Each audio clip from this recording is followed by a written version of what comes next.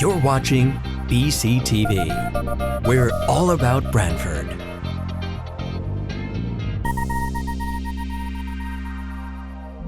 You're watching BCTV, Branford Government Television, a service of Branford Community Television. This program is brought to you in part through the support of the town of Branford.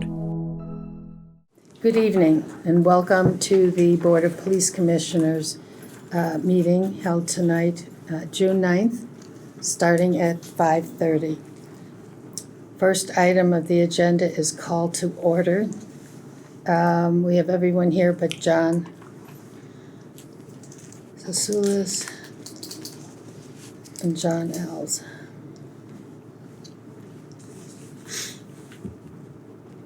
Okay. Next item is approval of minutes from the May 12th meeting. Is there any discussion that needs to be had? No. Okay, then could I have a motion to approve the minutes? I'll make a motion. Christine and Second. Janice, all in favor? Aye. Okay. Next, we're going to move into executive session, so could I have a motion to move into executive session? Bob, is there a second? Second. Valerie, all in favor? Aye. Okay. Okay, we're back in regular session at 6:36. Okay. No votes were taken during the executive session, but we do, I am looking for a motion to accept Sophia Papa. I make that motion. Okay, is there a second? Second. All in Can we favor? just clarify for the record the start date? Yeah. we Yeah, I had will, on all there? right, so the start date is July 1st of 2025. Okay. We're all in agreement? Aye. Okay. Next, I'm looking for a motion to consider and approve the hiring of Kyle Sarasi, start date of July 2nd, 2025. This is contingent on, I believe it's a medical and drug. Yeah, we're just test. waiting on Yeah. this. Yeah. So is there a motion for that? I make that motion. Okay. Second. Bob, all in favor? Aye. Okay, All right. and then, Oh, go ahead. I was just gonna cover the other one. Yep, but- please do. Okay, so for item B, to consider and discuss the promotion to fill the lieutenant vacancy. The commission has decided to take no action at this time and will defer it. Okay? We don't need a motion for that, if it's no No. action. Just throw Right. it on. And then, I do need a motion to consider and approve the leave of absence for Officer Robano. It's an LOA, unpaid LOA, not to exceed 90 days beginning today, June 9th, 2025. Valerie? A motion, yep. Second. Second. Okay, all in favor? Aye. Okay. All right. Congratulations. Welcome. Congratulations. Thank you very much, appreciate All it. right. Thank you very much. Welcome. Thank you for coming in. Thank you. Welcome. Okay, next is a report of the chief.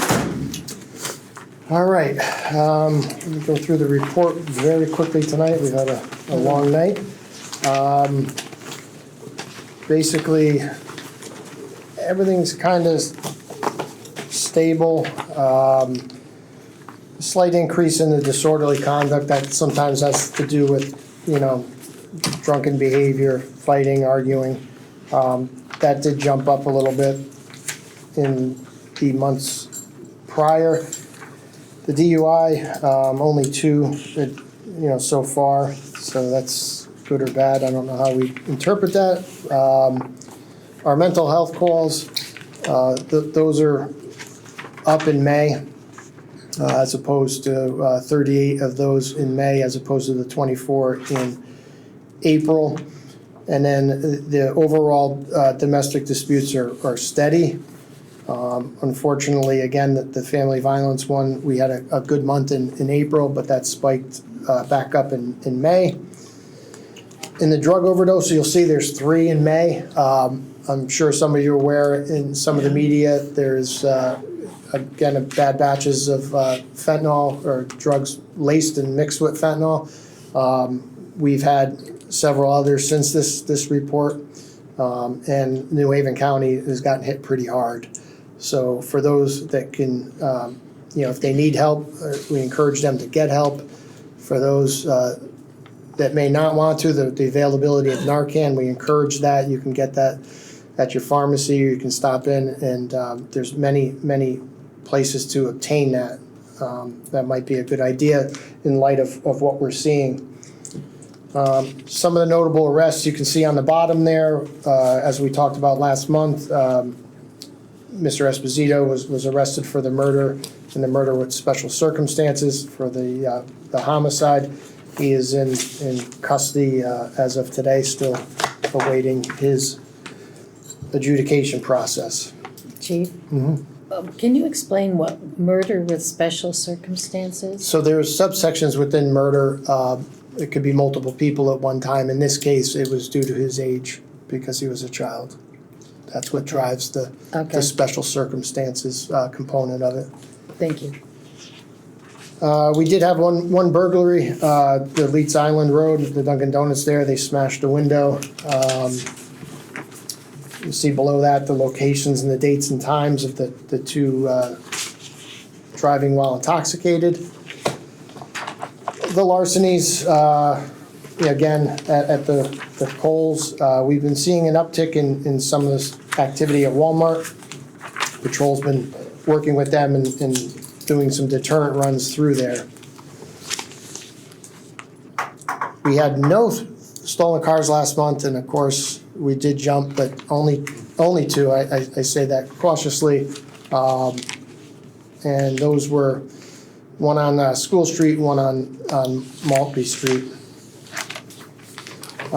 You'll see on the enforcement, some of the drop there is attributed to some of the shift work and training and a little bit of the weather, but all in all,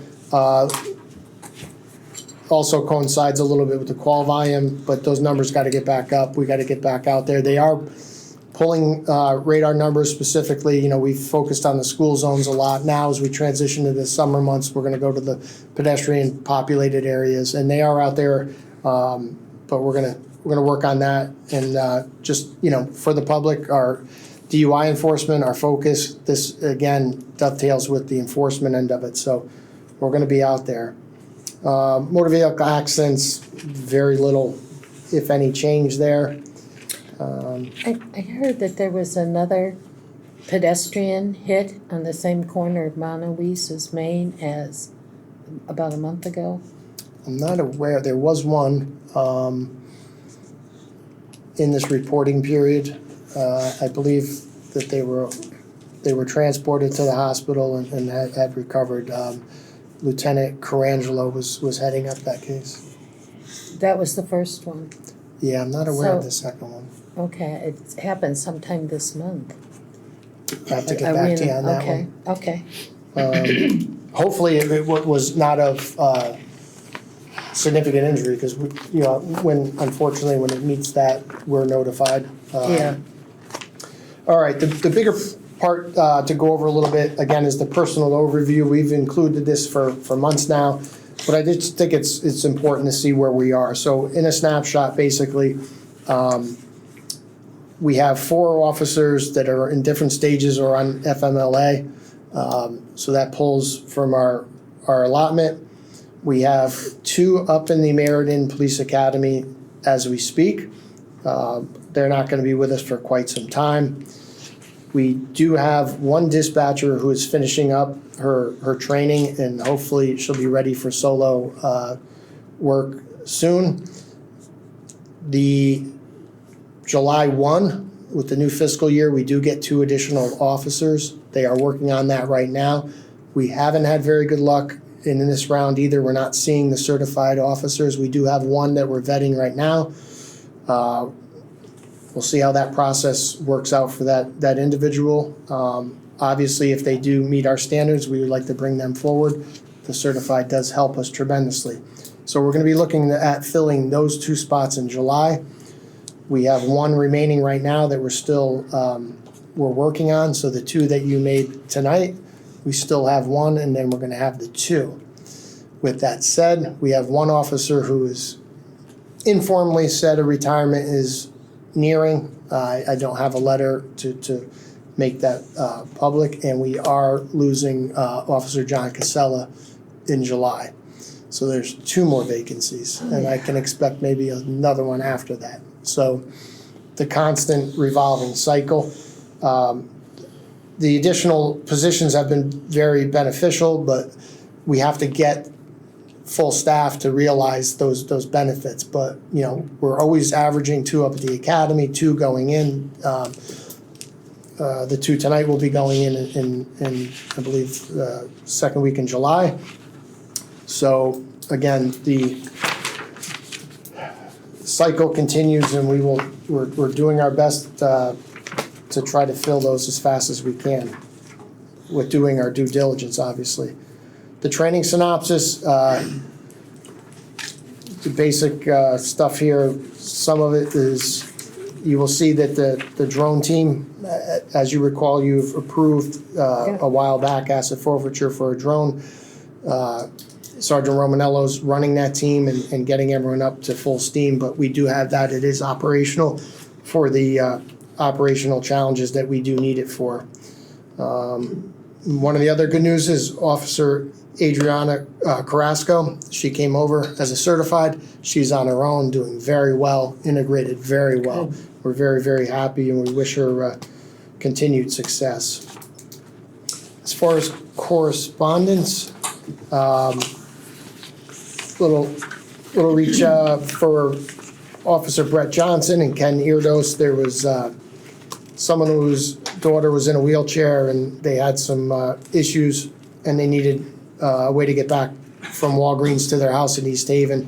Officer Brett Johnson and Ken Eardos helped them accomplish that, and they just wanted to reach out and thank us for that.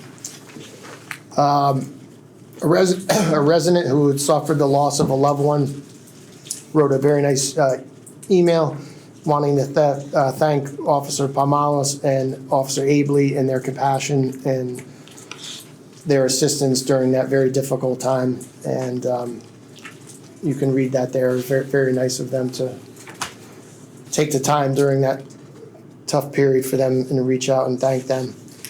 And also another letter of thanks from a family whose loved one passed, and we assisted with a funeral escort. The only thing I really have for the update or the good in the order of the department is that back on May 18th, we did our annual charity softball game with the fire department, with all proceeds going to the Branford Counseling Center.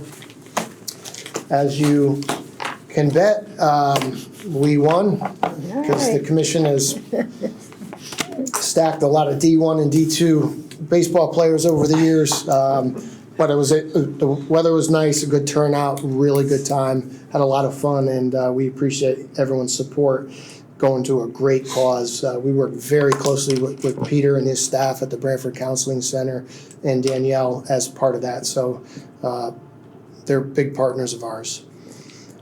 John is unable to attend. He has the PBC meeting tonight, but he wanted to give an update. Right now inside the building, specifically the lower level, there's multiple trades working, both interior and exterior. If you drive by, you'll see some of the progress in the back lot there, and some in the front. The lower level, the masonry walls inside, which will make up the detention facility, those are in progress, as well as some electrical and plumbing rough-ins are being conducted. You'll see on the side of the building, on the left side of the building on Laurel Street, you'll see there's a temporary power panel being installed.